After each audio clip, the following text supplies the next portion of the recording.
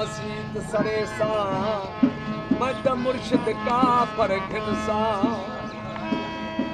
तल दी हंडी मन दे मारंग मैं साहब नाम झके सा